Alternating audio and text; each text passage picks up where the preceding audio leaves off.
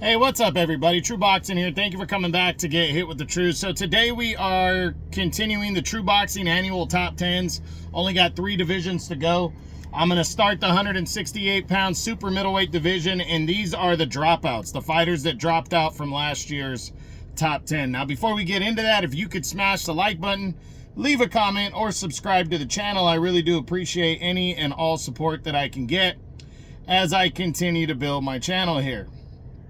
So 168, well, the dropouts, what does that mean? That's basically just the fighters that were in the top 10 last year and are no longer in the top 10 for whatever reason. They could be inactive, they could retire, they could just lose and drop out, or they can move up in weight. So let's run through. We go from lowest to highest, where they ranked coming into the year, to highest.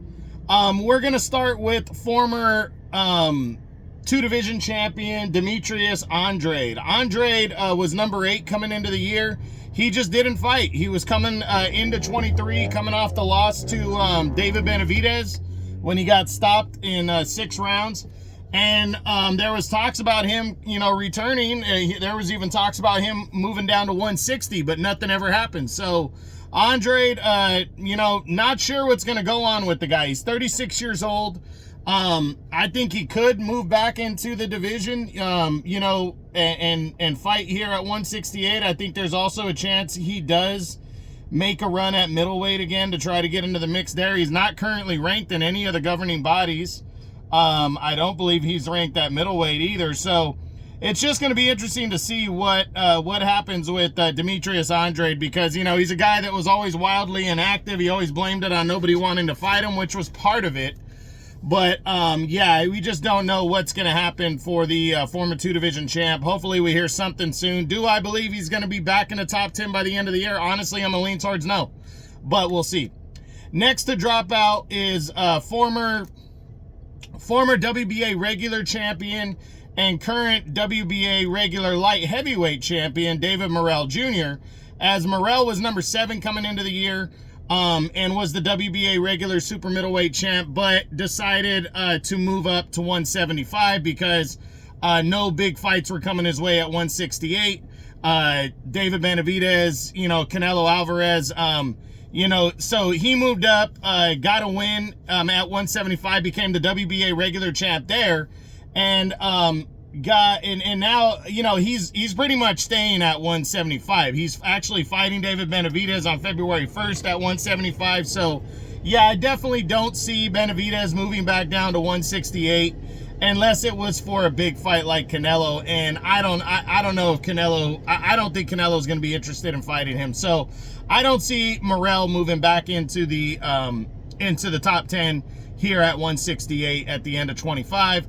Next to drop out is former world title challenger John Ryder. Ryder came into the year at number 5. He was coming off the loss to Canelo in 2023. And in early 2024, he would get a big opportunity in matchup against Jaime Munguia, and just got outworked by the younger fighter. I mean, he fought his ass off. He fought as hard as he could. He was, had some moments in the fight, but he just couldn't keep the pressure and power off of him from Munguia. He ended up getting stopped, I believe, in the 9th round, and then decided to retire at 36 years old. I'm not surprised by that. Do I believe Ryder's going to come back? I don't think so. I think he cashed out with the Canelo and Munguia fights. He probably got some good money for those two, and I think John Ryder's done. But a good career. I really enjoyed watching John Ryder. He was a good fighter, and I'm sad to see him go. And the final fighter to drop out of last year's top 10s is former 2-time champion and current WBC interim light heavyweight champion and top contender David Benavidez. Benavidez entered the year number 2.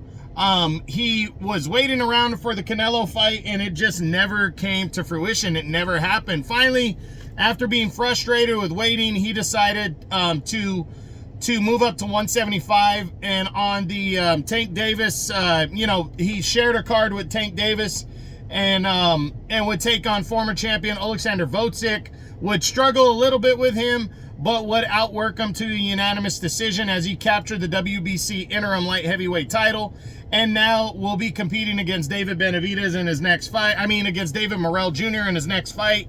So I don't believe Benavidez is moving back down to 168 at all. I mean, maybe for Canelo, if Canelo wants to fight him, you know, I think that is a possibility at some point. I think Canelo could be like, we'll come back down to 168, and I think David might, you know, fucking drain himself to get Canelo.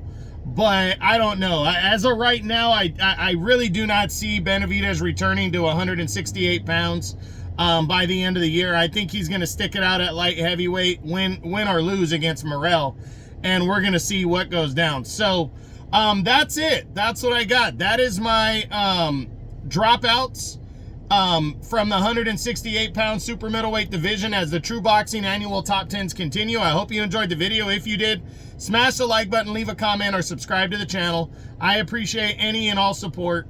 This is True Boxing, and you've been hit with the truth.